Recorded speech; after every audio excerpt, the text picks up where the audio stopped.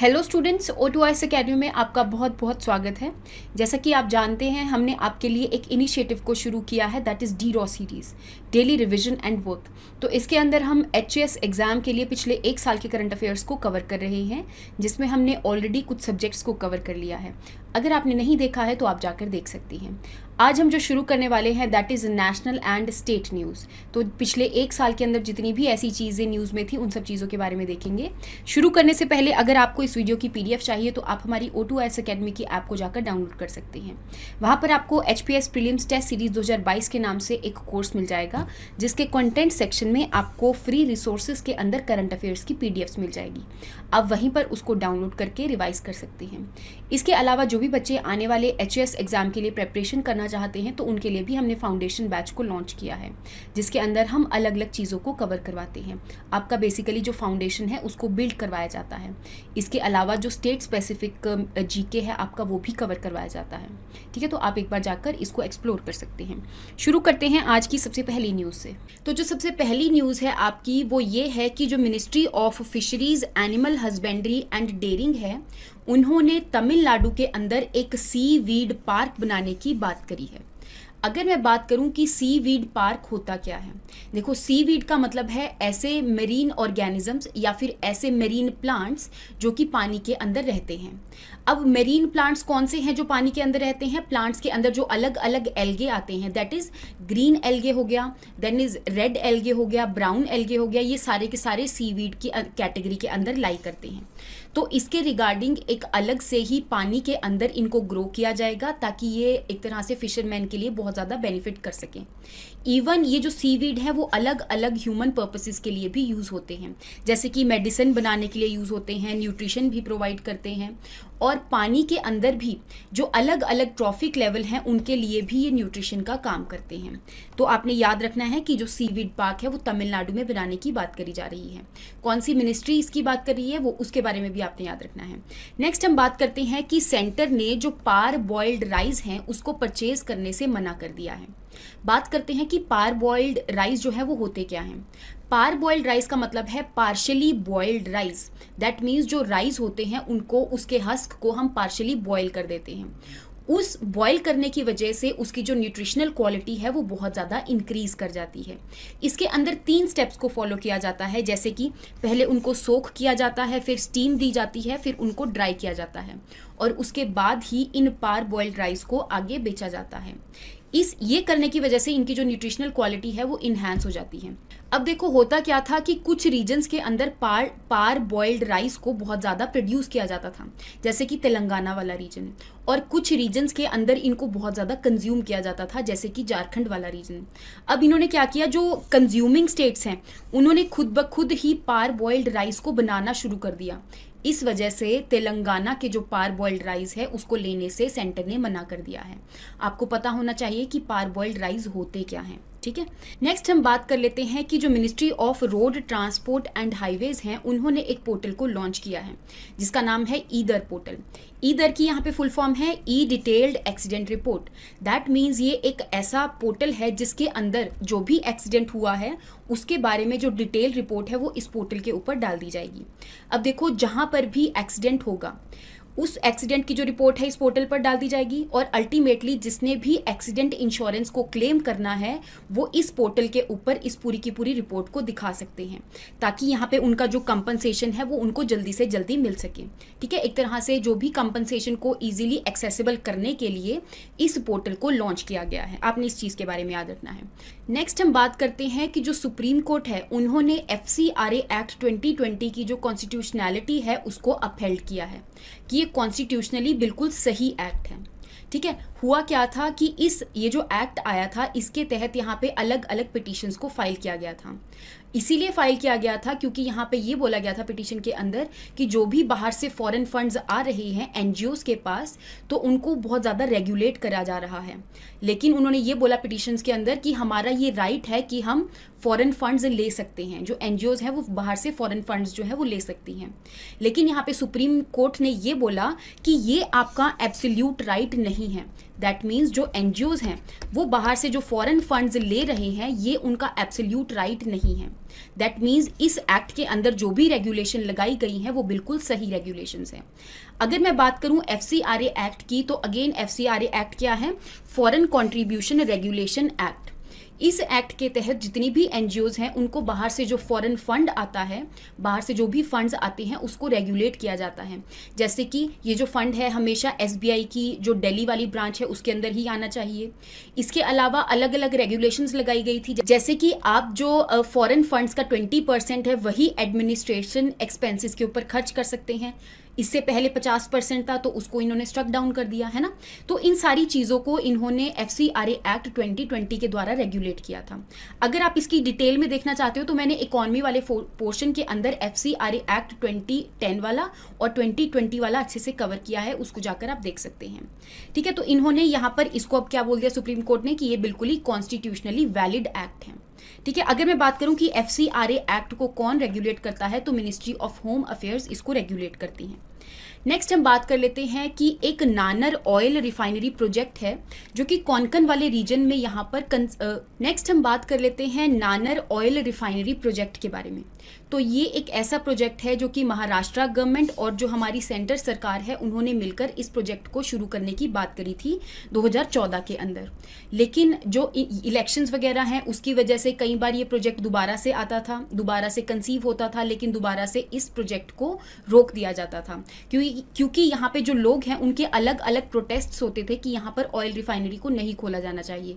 Even ये भी होता था कि ये जो ऑयल रिफाइनरी बनाई जा रही है ये कुछ लोगों के लैंड को लेकर बनाई जा रही है, तो यहाँ पे उन लोगों की जो एक तरह से रिहैबिलिटेशन वगैरह है उसको करवाया जाना चाहिए। तो एक तरह से वोट बैंक के लिए भी इस प्रोजेक्ट को दोबारा से चलाया जाता था और दोबारा से इसको शट डाउन कर दिया जाता था। तो अभी रिसेंटली इसको दोबारा से चलाने की यहाँ पर बात कर रहे हैं। अगर मैं नानर ऑयल रिफाइनरी प्रोजेक्ट के बारे में बात करूँ तो इसके बारे में आपको इतना पता होना चाहिए कि ये कोंकण वाले रीजन में एक ऐसा प्रोजेक्ट है जो कि ऑयल रिफाइनरी के ऊपर बेस्ड है, जो कि महाराष्ट्र के रत्नागिरी डिस्ट्रिक्ट के अंदर लाई करता है। अगर मैं बात करूं कि कौन कौन सी कंपनीज मिलकर इस ऑयल रिफाइनरी को बना रही थी तो आपने याद रखना है, जैसे कि इंडियन ऑयल होगी, भारत पेट्रोलियम होगी, हिंदुस्तान पेट्रोलियम होगी, सऊदी अरब की एक कंपनी है जिसका नाम है Aramco. In the same way UAE की एक कंपनी है that is national oil company. ये सारे के सारे मिलकर इस नानर ऑयल रिफाइनरी को यहाँ पर बनाने की बात कर रहे थे, तो आपने इस चीज के बारे में याद रखना है। नेक्स्ट हम बात कर लेते हैं कि एक इंस्टीट्यूट है, एग्रीकल्चरल इंस्टीट्यूट है, जो कि नेचुरल फार्मिंग के ऊपर ट्रेनिंग प्रोवाइड करने की बात कर रहे हैं। जितने भी फार्मर्स हैं उनको नेचुरल फार्मिंग के ऊपर यहाँ पर ट्रेनिंग प्रोवाइड करी जाएगी, जिसको इन्होंने बोला है comprehensive training programme on natural farming. कौन से इंस्टीट्यूट के अंदर प्रोवाइड करी जाएगी? तो मैनेज इंस्टीट्यूट है, that is national institute of agricultural extension management. इसके तहत जो फार्मर्स को ट्रेनिंग है वो प्रोवाइड करी जाएगी। ये बोला किसने है? Ministry of agriculture and farmer welfare ने ये ट्रेनिंग प्रोवाइड करने की बात करी है। अब बात कर लेते हैं कि इसके अंदर जो फार्मर्स को नेचुरल फार्मिंग की एक तरह से ट्रेनिंग दी जाएगी वो किस चीज़ के लिए बेनिफिशियल है। तो नेचुरल फार्मिंग का मतलब ये होता है कि हम उस फार्मिंग के अंदर कोई भी केमिकल्स को यूज़ नहीं कर रहे हैं। आपने याद रखना है कि जो नेचुरल फार्मिंग है वो ऑर्गेनिक फार्मिंग से डिफरेंट होती है। ऑर्गेनिक फार्मिंग के अंदर हम ऐसे मैन्योर एंड फर्टिलाइजर्स को ऐड करते हैं जिसके अंदर इतने ज़्यादा केमिकल्स नहीं होते हैं, लेकिन नेचुरल फार्मिंग के अंदर हम किसी भी केमिकल को या फिर किसी भी नेचुरल फर्टिलाइजर्स को यूज़ नहीं करते हैं।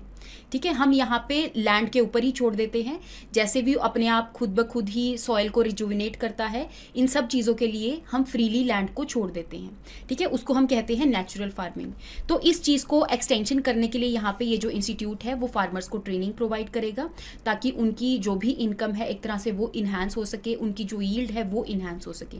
अगर मैं बात करूँ इस मैनेज इंस्टीट्यूट के बारे में तो ये जो इंस्टीट्यूट है 1987 में बनाया गया था और एग्रीकल्चरल स्टडीज़ जो हैं उसके ऊपर बेस्ड ये इंस्टीट्यूट है। नेक्स्ट हम बात कर लेते हैं कि हमारी जो ministry of fisheries, animal husbandry and dairying है उन्होंने एक पायलट प्रोजेक्ट को लॉन्च किया है, जो कि उत्तराखंड वाले रीजन में पायलट बेसिस पे ये जो प्रोजेक्ट है वो लॉन्च होगा।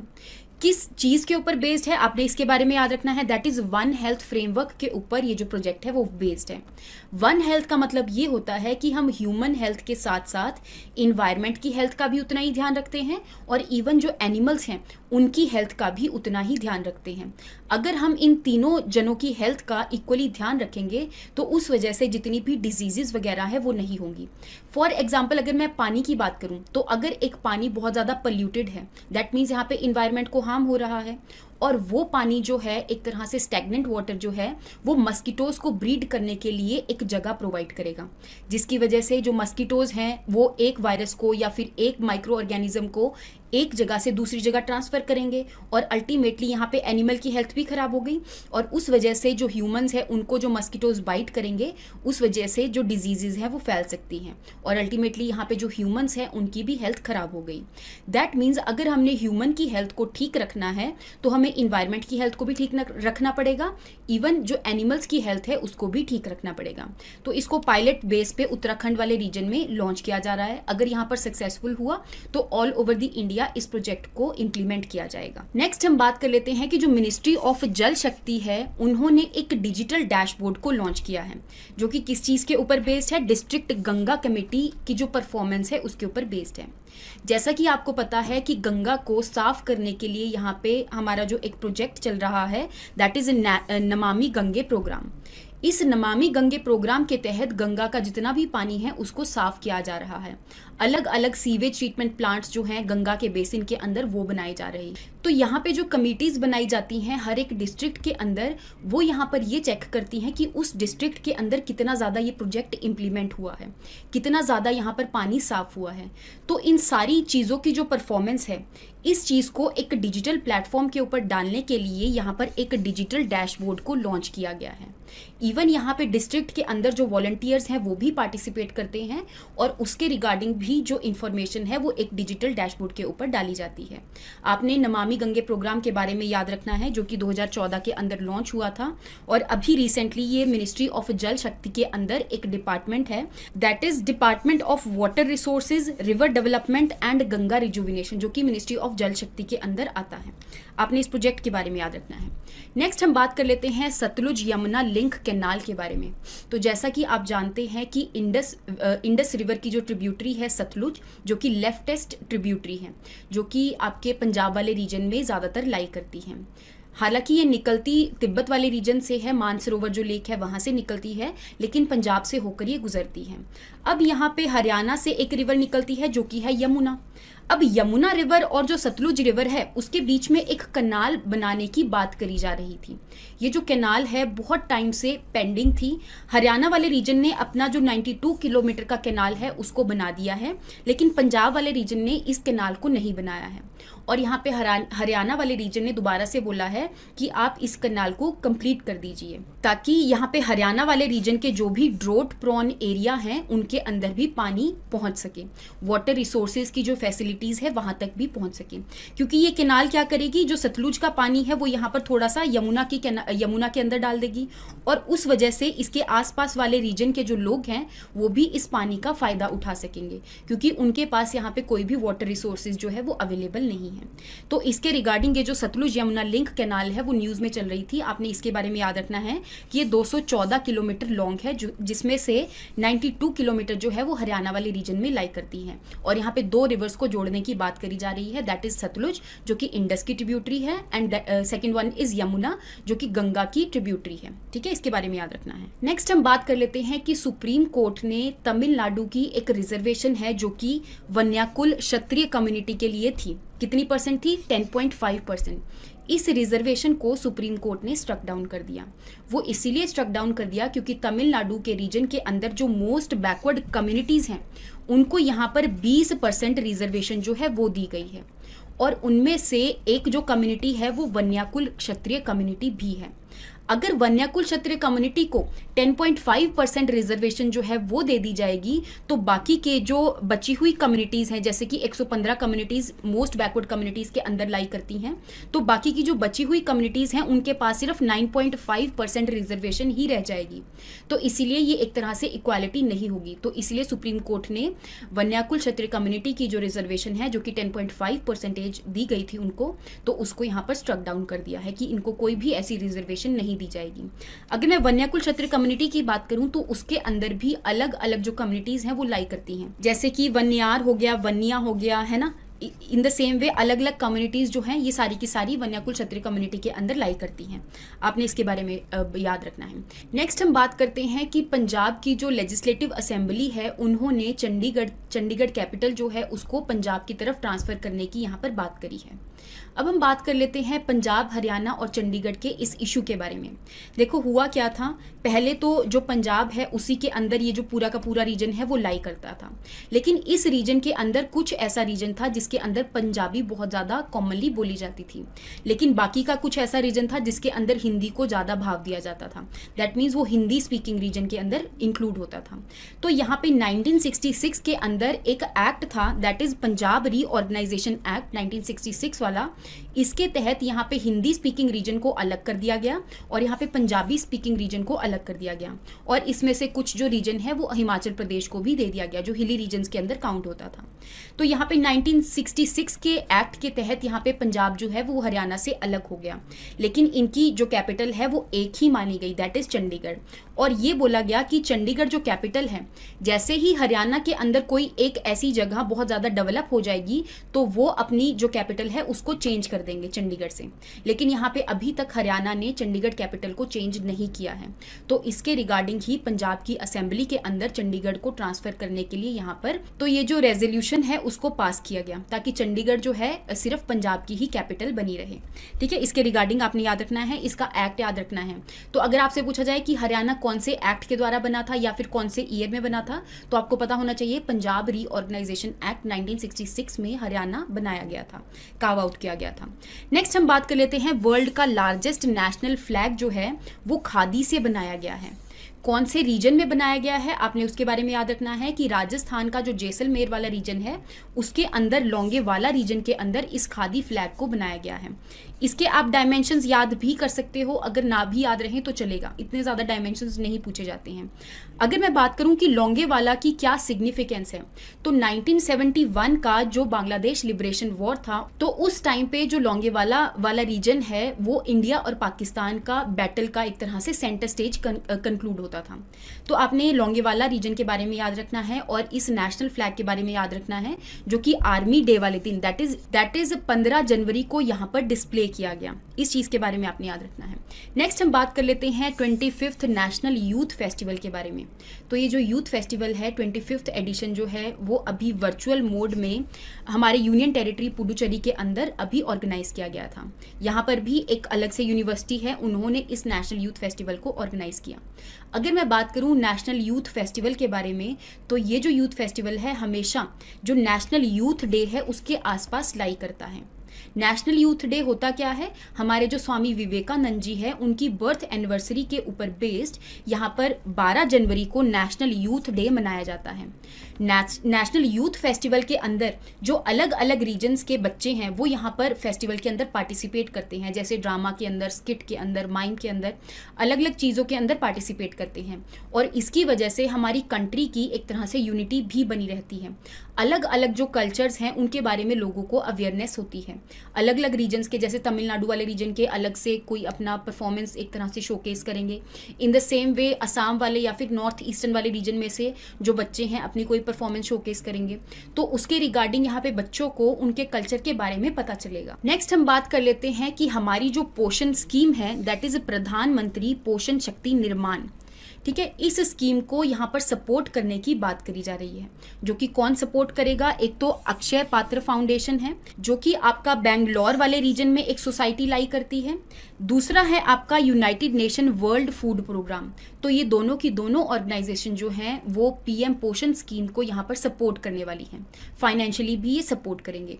अगर मैं पीएम पोषण स्कीम के बारे में बात करूँ तो हमारी जो मिड डे मील स्कीम है जो कि 1995 में लॉन्च करी गई थी, इसी को ही दोबारा से रीनेम कर दिया गया है और रख दिया गया है पीएम पोषण स्कीम।